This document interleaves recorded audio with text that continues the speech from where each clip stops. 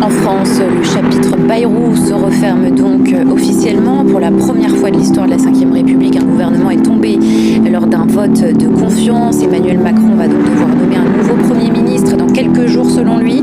Ce sera le 5e en 2 ans. On retrouve Julie Dungeloff donc à l'Elysée. Bonjour Julie, la démission de François Bayrou qui est désormais imminente. Où en est-on à la mi-journée ? Oui, tout à fait. L'Elysée vient de me confirmer il y a quelques instants que François Bayrou était attendu ici même à l'Elysée à 13h30 pour remettre sa démission au président de la République. S'en suivra un entretien probablement entre les deux hommes, comme cela avait été le cas en décembre dernier entre Michel Barnier, Premier ministre sortant, et le président de la République. Lors d'un communiqué de l'Elysée hier, Emmanuel Macron avait dit prendre acte de ce vote de défiance en quelque sorte contre son Premier ministre François Bayrou et promettre un Premier ministre dans les tout prochains jours. Je cite, le président de la République pourra-t-il tenir sa promesse? Là est toute la question, car ce que l'on peut voir suite à ce vote hier, c'est une Assemblée nationale de plus en plus fragmentée et donc un chemin de plus en plus étroit pour le chef de l'État pour choisir un Premier ministre. Et justement, donc il doit identifier ce nouveau Premier ministre qui doit être capable, vous l'avez dit, de rassembler suffisamment pour éviter le blocage permanent. L'équilibre semble extrêmement difficile à atteindre.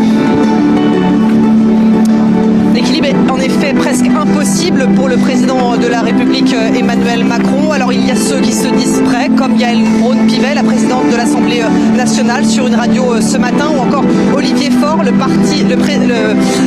chef du Parti socialiste, excusez-moi. Il est soutenu par les écologistes, mais raillé par les insoumis. Il y a les insoumis de leur côté qui appellent à une démission d'Emmanuel Macron, à une présidentielle anticipée. Il y a le RN de l'autre côté de l'hémicycle qui appelle à une élection législative anticipée, écrit presse Emmanuel Macron de prendre cette décision. Et puis du côté des soutiens potentiels du chef de l'État, cela n'est pas beaucoup plus glorieux. On voit notamment le patron des Républicains, Bruno Retailleau, qui dit ce matin qu'il faut agir vite, nommer vite un Premier ministre, mais qui renonce à tout gouvernement avec les socialistes et qui met ses conditions au fait d'entrer dans un gouvernement qui serait dirigé par quelqu'un d'autre.